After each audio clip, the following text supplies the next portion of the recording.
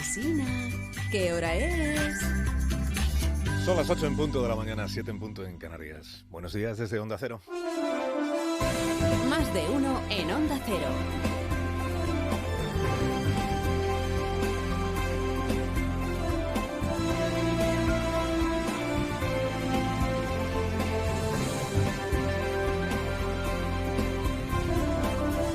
¿Qué tal? ¿Cómo están? Bienvenidos a una nueva mañana de radio. Estamos en el 17 de septiembre ya del año 2020.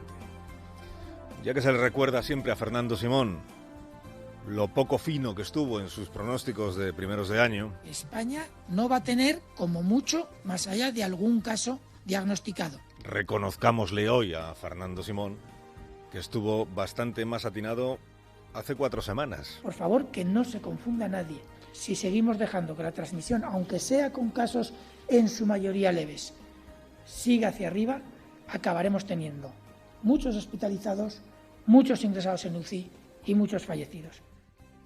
Bueno, ya no cabe decir tendremos o acabaremos teniendo porque ese día ya ha llegado.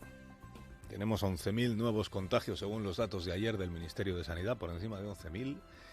239 fallecidos más, dato de ayer, 239. Y 9.000 personas que siguen hospitalizadas en España por coronavirus. Todos los indicadores son peores que las jornadas anteriores. Las camas de hospital ocupadas por esta enfermedad o por pacientes de esta enfermedad alcanzan ya el 8,5%. A primeros de este mes de septiembre estaba en el 4% en el conjunto del país. Del 4 al 8,5%. En algunas regiones se complica mucho la situación de las UCIs. La presión asistencial hospitalaria en nuestro sistema de salud autonómico se ha disparado. 90% de camas UCI ocupadas en La Rioja y llamamiento de la presidenta autonómica, de la señora Andreu, para que se eviten los desplazamientos entre municipios y para que las personas más vulnerables permanezcan, si pueden, en sus casas. Comunidad de La Rioja, Comunidad de Madrid, 20%, 21% de ocupación de camas de hospital, 21%. En algunos hospitales de la Comunidad de Madrid muy por encima de ese 20%, esta es la media, pero hay hospitales con un 47% ya de ocupación de sus camas. Y el tono apremiante del viceconsejero de Sanidad del gobierno madrileño, Antonio Zapatero, tan distinto del que emplea su jefa, la presidenta Díaz Ayuso. Actualmente el comportamiento es de relajación ciudadana que no nos podemos permitir. Es momento de insistir como nunca en el mensaje de responsabilidad y cumplimiento estricto de las medidas adoptadas. Antonio Zapatero dirigió el hospital de emergencia que se instaló en IFEMA y que ahora el Gobierno de Madrid estudia ya reabrir porque admite ya que la extensión de los contagios es preocupante y que el riesgo de que se saturen algunos hospitales ya existe. De los centros de salud y de lo que está ocurriendo con la atención primaria ya hablamos en la jornada de ayer. Lo de menos en la Comunidad de Madrid es que el doctor Zapatero avanzara ayer que va a haber medidas de confinamientos de barrios o de municipios madrileños sin que la mitad del gobierno regional lo supiera. Digo que es lo de menos porque ya esto forma parte del día a día del gobierno de Madrid.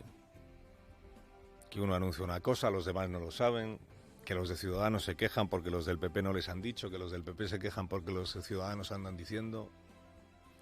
Hombre, esto para la letra pequeña de la política de Madrid pues es interesante. Pero lo que interesa, o lo relevante para los ciudadanos afectados, es lo que se va a hacer, o lo que está a punto de anunciarse que se va a hacer, porque falta la concreción, ¿no? De qué barrio se habla, de qué municipio se habla, cuáles son los baremos o los parámetros que se utilizan, qué criterios se utilizan para decidir que en un barrio se aplica el confinamiento selectivo. Confinamiento selectivo que ya se ha aplicado en barrios de Palma o de Ibiza o de otras ciudades. El confinamiento selectivo es, oiga, usted que vive en este barrio, intente no cambiar de barrio durante el día. Dices, claro, yo es que trabajo no solo en otro barrio, sino en otro municipio. Es verdad. Pues usted podrá moverse, claro. Si puede, no lo haga, pero... Claro, cualquier medida restrictiva al movimiento, a la actividad, tampoco se le oculta a nadie, y lo saben los gobernantes, es un obstáculo más a la recuperación económica. Con la epidemia empeorando cada día, las medidas que se van tomando como consecuencia de que la epidemia se extiende son medidas que complican la recuperación económica. O sea que no ha llegado todavía el otoño, ni el invierno, y la inquietud, la incertidumbre vuelven a ser máximas. porque se está complicando todo. Incertidumbre significa pues que las familias intentan ahorrar todo lo que pueden porque no saben cómo van a ir los próximos meses y por tanto consumen lo menor posible, y eso también afecta, bueno, desde luego a la actividad de los pequeños negocios, de las tiendas, desde luego a los ingresos del Estado, como comentábamos también ayer con el director de Coyuntura de Funcas. Nadie va a declarar el estado de alarma, pero la alarma ya ha prendido entre los ciudadanos. Caminito del Tribunal Supremo va el presidente fallido de la Generalitat de Cataluña, el señor Torra.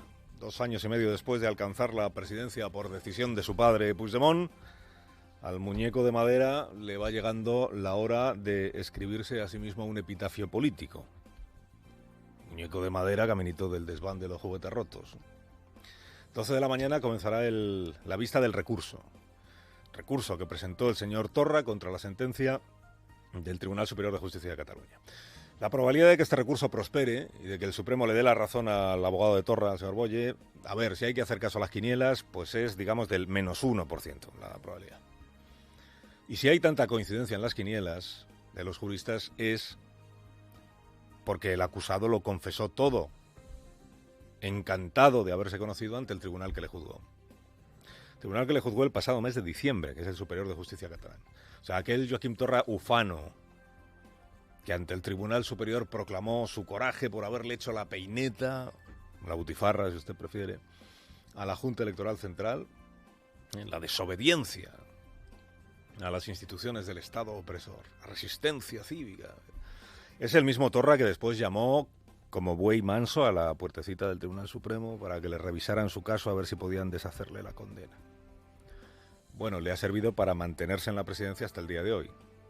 Pero los hechos no han cambiado, los hechos que fueron juzgados ya en diciembre. Los hechos no han cambiado y el criterio judicial probablemente tampoco. Es curioso que esto lo recordara ayer la vicepresidenta Carmen Calvo en su conversación con Julia Otero aquí en Onda Cero. Que los hechos son los mismos y que Torra ya admitió todo. Y que añadiera la vicepresidenta que un Torra inhabilitado no tiene sitio en una mesa de negociación con el gobierno de España. El señor Torra va a los tribunales de nuestro país y declara lo que declaró. Todos lo recordamos. Él insistió en la posición en la que se había colocado. Si el señor Torra es finalmente inhabilitado, no se podrá sentar en ninguna mesa, pero la mesa existirá. Es curioso que la señora Calvo lo diga con tanta claridad. Esto de si le inhabilitan no puede sentarse en una mesa de negociación, porque en realidad Torra ya fue inhabilitado. Este presidente está condenado por el Tribunal Superior de Justicia de Cataluña desde el 19 de diciembre. Él recurrió a la sentencia, sí. Por eso la sentencia no es firme. Pero, oiga, también está recurrida la sentencia de la Gürtel y eso no impidió que provocara la sentencia un terremoto político en España que todos recordamos, sobre todo el señor Rajoy. El gobierno de ahora se agarró en diciembre al hecho de que la sentencia no fuera firme para no asumir que tenía como interlocutor, tenía y sigue teniendo, no a un imputado por una causa judicial, no a un procesado, no, a un condenado por un tribunal superior. Los escrúpulos en política, como se ve, también son variables, ¿no? Un imputado no puede ir en una lista electoral. Los partidos se comprometen a no llevar imputados en su... Pero un condenado sí puede presidir Cataluña un año. Hoy volverá a lamentarse Torra de que se le condene. Él dice que se le condena por colocar una pancarta. Bien sabe él que no es así. Se le condenó por desobedecer la instrucción de retirarla. Y hoy volverá a proclamar que este gobierno que con tanto mimo le ha tratado es la represión personificada. La gestión de esta legislatura no se entiende. La gestión de esta legislatura no se entiende sin la COVID-19 ni tampoco puede desligarse de la voluntad de ser un país libre y de la represión como mar de fondo, tanto bajo el gobierno de Mariano Rajoy como el de Pedro Sánchez y Pablo Iglesias. La represión del gobierno de Sánchez y Pablo Iglesias. Represores los dos. Con los que quiere sentarse a negociar un plan para blanquear el empeño de saltarse la Constitución en Cataluña. Represores. Sánchez e Iglesias, como represor era Rajoy y cualquiera que gobierne España. Vicepresidente Iglesias, que vuelve a ser parte afectada en el caso Dina. Ha prosperado su recurso en la Audiencia Nacional, encajó en revolcón el juez que instruye la causa, García Castellón. La difusión del contenido del móvil de Dina Busselham le produjo al señor Iglesias, dice la Sala de lo Penal, un quebranto. Y además le dice al juez, y esto igual es lo más interesante, que solo tiene que investigar la hipótesis que dio origen a esta causa judicial, que es si el robo del teléfono de Dina y la filtración de su contenido fue cosa de Villarejo para perjudicar a Podemos. No otras posibles hipótesis. Está por ver qué decisiones toma ahora el juez que instruye, como siempre, porque justo esto, que es lo que se ha investigado hasta ahora, si Villarejo fue el que urdió el robo de... Justo esto es lo que hasta a día de hoy no consta que haya podido probarse. Que Villarejo planeara el robo, que Villarejo filtrara el material a los medios de comunicación, no significa que Villarejo no lo hiciera, significa que no han aparecido elementos que permitan asegurarlo de manera indubitada. El director de Interview contó que la tarjeta de Dina se la dio él a Villarejo. Es posible que a la vez Villarejo hubiera preparado el robo y tuviera otra copia. Es posible. También es posible que la causa quede empantanada y que si solo es esto lo que se puede investigar y no se ha podido probar, pues se archive el asunto. Ya veremos. La semana pasada declaró en esta causa el abogado Calvente, que dice que la cúpula de Podemos, sabiendo que la autoría de Villarejo no estaba clara porque los pantallazos los había hecho Dina y la propia Dina se los había enviado a otras personas, que la cúpula de Podemos forzó la máquina para utilizar el asunto en la campaña electoral. Bueno, ayer Onda Cero tuvo acceso, y se lo venimos explicando y escuchando, a los audios, a las grabaciones de la declaración judicial del abogado Calvente. A mí me confirman que hay un gabinete de crisis formado por 4 personas, y esas personas son las que articulan un poco, vamos a hacer esto. ¿Y en este gabinete de crisis qué personas están? Bueno, pues está desde el líder a toda su cúpula. El señor Iglesias, ¿quién más? Irene Montero, Rafael Mayoral, Juanma del Olmo. La cúpula de Podemos, que son los que son, ¿no? Pablo, Irene, Mayoral, el Olmo.